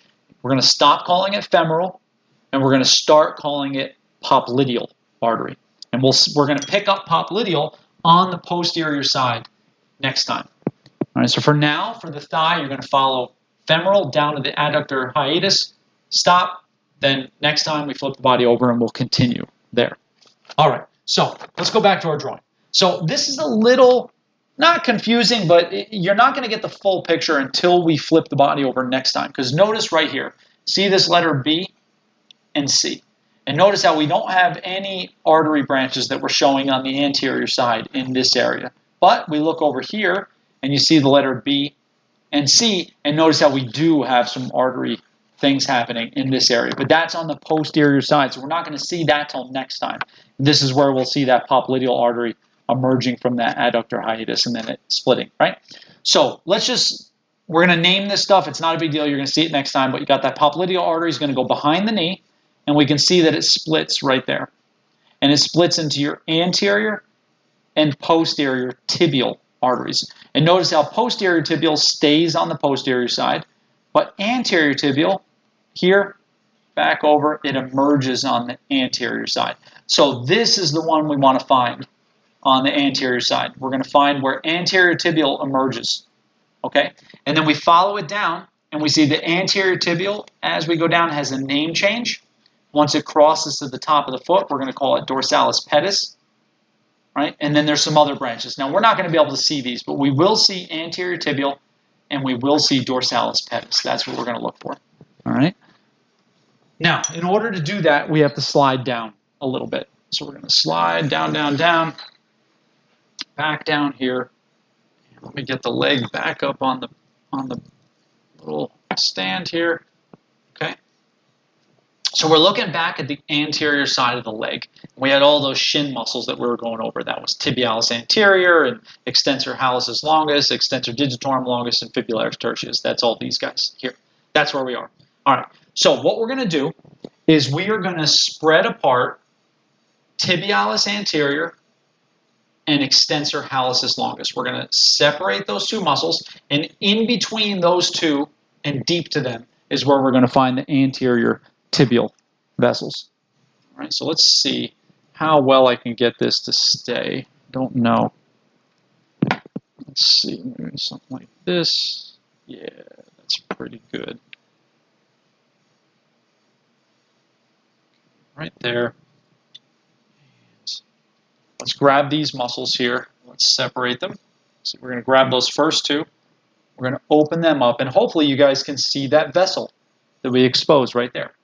That is going to be your anterior tibial artery and vein. So we're going to hold that out, and I'm going to grab these guys. See what I'm moving right there?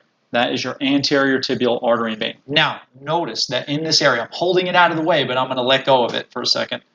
See this guy? See that other skinny little vessel in there? This one. Right? Notice how it's much skinnier than those other ones I was holding up here. Right? That skinny guy there is a nerve.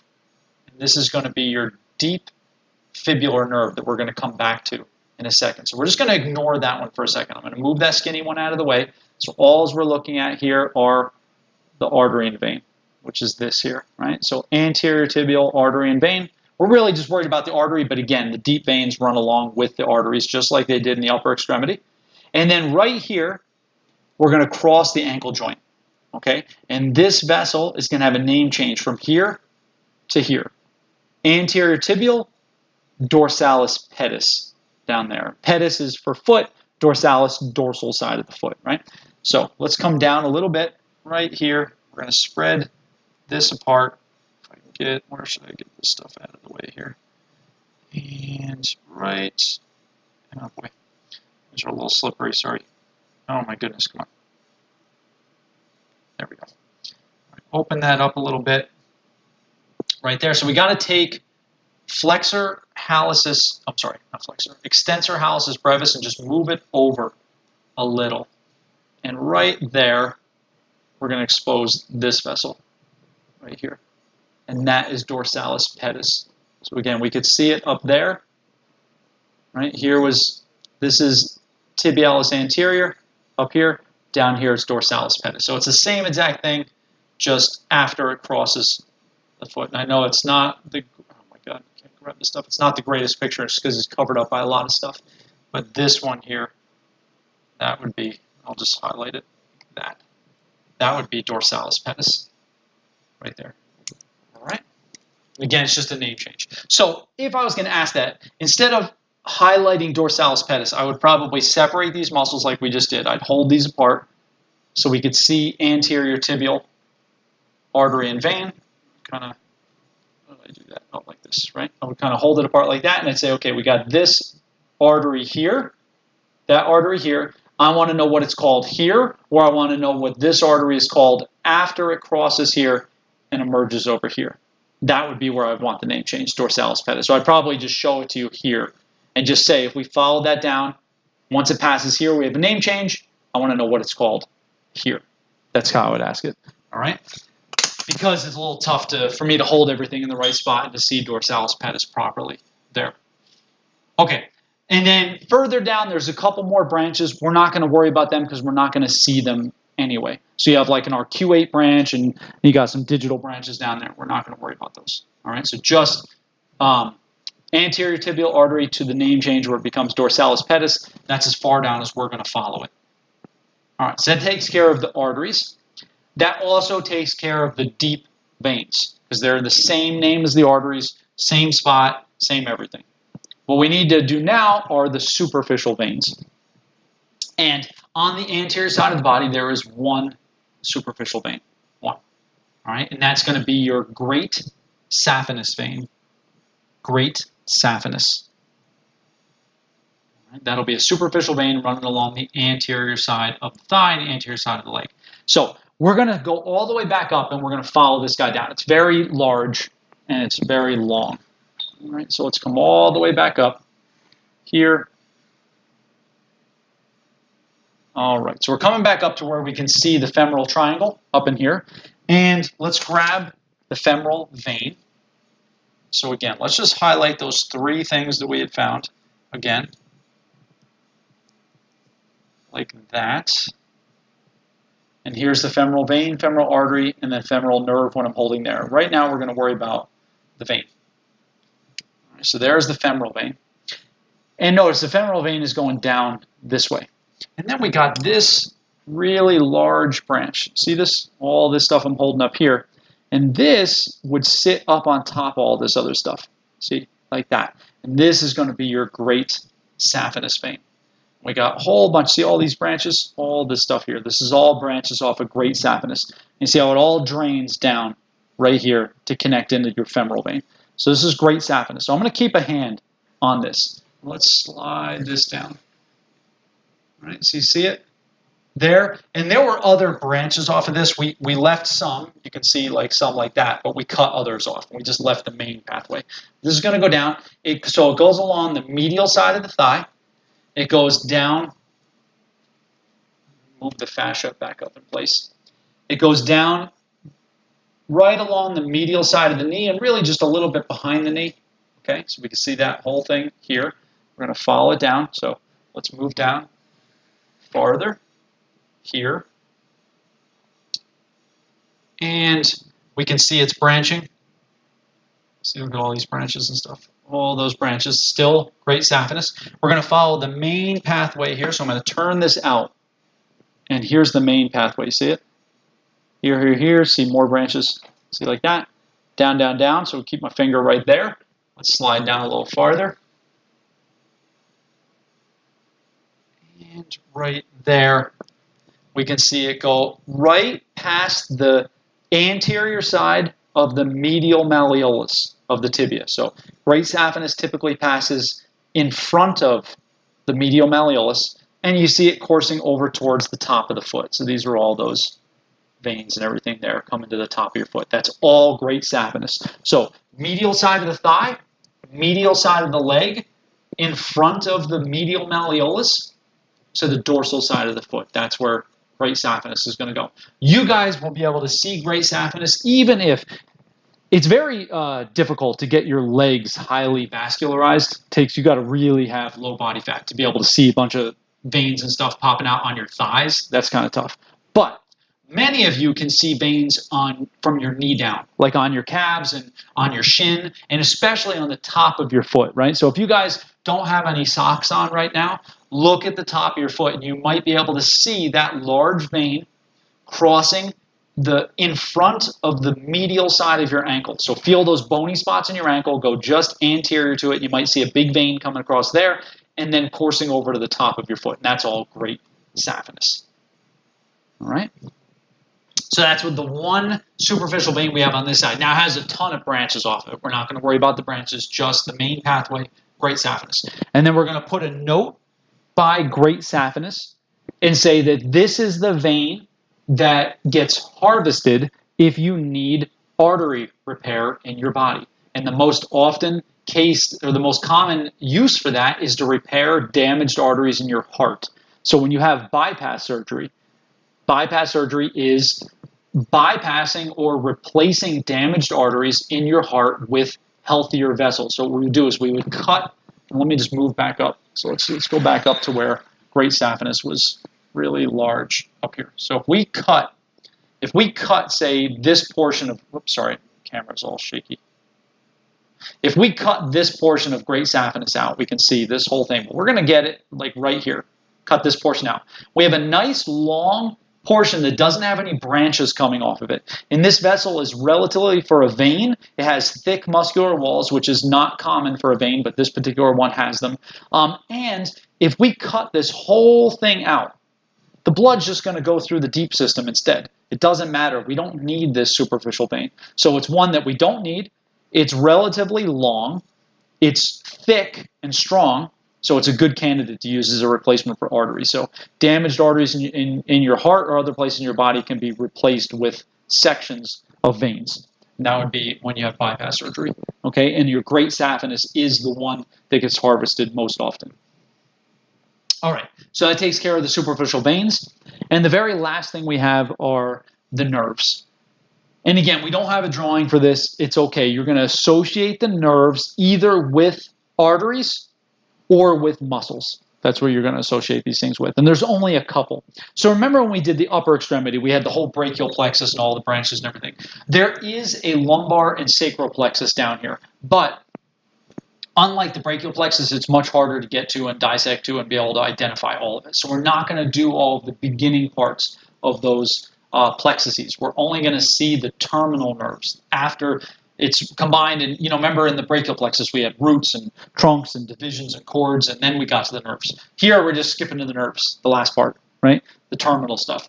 So there's not that many, and there's only a couple on the anterior side. So we don't need a drawing for it. You're just going to kind of associate this with other things. Now, the first nerve we've already found, and that's the one that's up in the femoral triangle, which is your femoral nerve. So let's highlight that guy again. So again, here we had 1, 2, 3 things, and that third thing is the femoral nerve. So I'm just going to highlight only the nerve like that. So that is your femoral nerve. It originates up in the abdomen in between iliacus and psoas major. So up in the abdomen, you'd see it come out in between those two muscles. I'm not going to open back up the abdomen again. It's not a big deal. Just note that that's where it would start. In between iliacus and psoas major up in the abdomen. It passes under the inguinal ligament. We can see it emerge right here. That's your femoral nerve. Now, right at this spot, it's branching a whole bunch of times. It's starting to branch. And it's going to become muscular and cutaneous branches. So femoral nerve is going to innervate your quadriceps. It's going to innervate sartorius. All right, so it branches, does all that. And then once we hit the knee down, it becomes cutaneous. All right, only, not muscular, below the knee.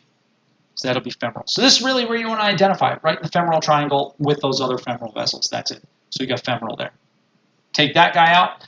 Now we need the nerve that does the medial thigh muscles. And that one's going to be called your obturator nerve. Obturator. And for that one, we're going to take that superficial vein, great saphenous, we're going to move it over this way. And we're going to look over here at the medial thigh muscles. And we're going to move now here because of the way pectineus and adductor longus are here. Normally, we could see the obturator nerve in between these two right here, but it didn't give us a good picture. So instead, we're going to take adductor longus and move it over a little bit like this.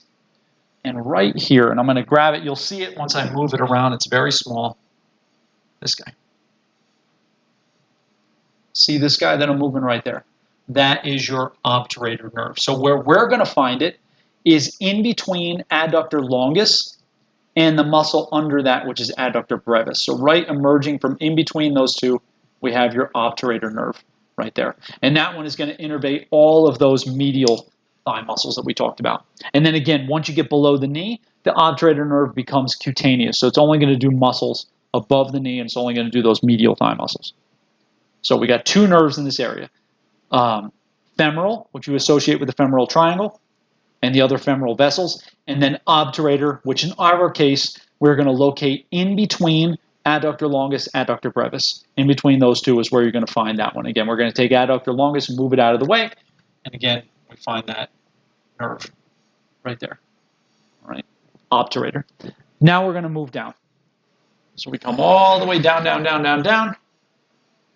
And we just move this back over again. All right, where we were, something like that. There we go. All right, so we're going to look over here where we got the anterior leg. And there's going to be 2 nerves that we're going to find here. Now, what you're going to note right away is that the 2 nerves that we're looking at here are branches off of a large nerve located on the posterior side of our thigh called your sciatic nerve, which you've probably heard of before, right? So when the body is flipped over next time, I'm going to show you the sciatic nerve. It's huge. It's on the posterior thigh. Can't miss it, right? Sciatic nerve splits into 2 major things, which I'm going to talk about next time. One of those vessels ends up on the anterior side of the leg, and that one divides an additional time. And those are the 2 we're going to look at now. So again, I promise you next time I will fill in the blanks of how we got to this spot. It's just that since we're on the anterior side, we're going to identify 2 things. I'm going to show you the 2. That's where you're going to find them, is on the anterior side of the leg and on the top of the foot. You're going to find them here. But we're going to talk about where they came from next time. So I will re-mention these 2 after I show them to you. Next time we'll see the origin of them and how we got to this spot. So right now it's not going to make perfect sense. Just note that they're here, and then you're going to figure out where they came from next time. All right, so what we're going to do is turn this out a little bit. And the 2 nerves that are located on the anterior leg are going to be your deep fibular nerve and your superficial fibular nerve. Deep fibular and superficial fibular nerves. And to see the difference between them is going to be very simple. One of them is going to be on the outside of the fascia on your anterior leg, and one of them is going to be under the fascia and under some muscles on your anterior leg. So let's put the fascia back. See this? I'm going to put the fascia back in place here on the anterior leg, and very clearly you can see a couple of things emerging from under the fascia. See this here? See this here? Right, these guys. Now, many times these both emerge in one spot and then they split. This particular body just has them emerging in two different spots. Both of these are your superficial fibular nerves. And notice how they go right down to the top of the foot. Right? Superficial fibular. These are largely cutaneous. They're going to do the skin on the top of your foot. Don't worry about it. You can just let it out. Alex got a cough real bad. So we got the two superficial fibular ones. They're on the outside of the fascia because, again, we can see the fascia here, right? So those are superficial. If we want to see deep fibular, we're going to move the fascia out of the way. And what do we expose? We expose the anterior leg muscles, your shin muscles, right? We can see them here. Now, once we're on those, we're going to spread apart the same two anterior leg muscles that we did to find your anterior tibial artery and vein. And that's going to be tibialis anterior and extensor hallucis longus. We're going to spread those two apart like this. Right? So we open those two up. And now we want to find that skinny little vessel that I ignored the first time, which is this guy. If I can grab it here. That guy. So see that skinny little guy? That is your deep fibular nerve. So if I move that out of the way, what do we see? We see anterior tibial artery and vein. Right next to the vein is the nerve. Sits kind of right on top of it, right there. And that would be, deep fibular nerve. So you're going to associate your deep fibular nerve with your anterior tibial artery and vein. They'd be located in the same spot. And in order to get to these vessels, right, in order to get to those, you're going to have to spread apart tibialis anterior and extensor hallucis longus muscles. Spread those two apart. We see the vasculature there, and of that we have the skinny vessel, which is your nerve, deep fibular, and then the fatter ones here, which is your anterior tibial artery and vein. All right, so all that's located in the same spot. And you're going to note that deep fibular nerve is going to be more muscular. So when it goes down to the foot, it's going to innervate muscles on the top of the foot and not so much skin. So superficial fibular, more cutaneous, deep fibular, more muscular. All right, and again, we will learn from what nerve those two originated from next time. Okay, so I think that is everything. So spend some time, go over the anterior side stuff, muscles and vessels, think about all the movements and everything. Next time we flip the body over, we do all the posterior side. That's it. And then the following time we have the practical. All right. So I will have a help session again this afternoon if anybody's interested, or again, if anytime those help sessions don't work for you time-wise, text me and we can set up a separate session. But definitely get in contact with me if you have questions about this stuff. All right. If you have anything now, put it up in the chat. Otherwise, I will see you guys later. Thanks.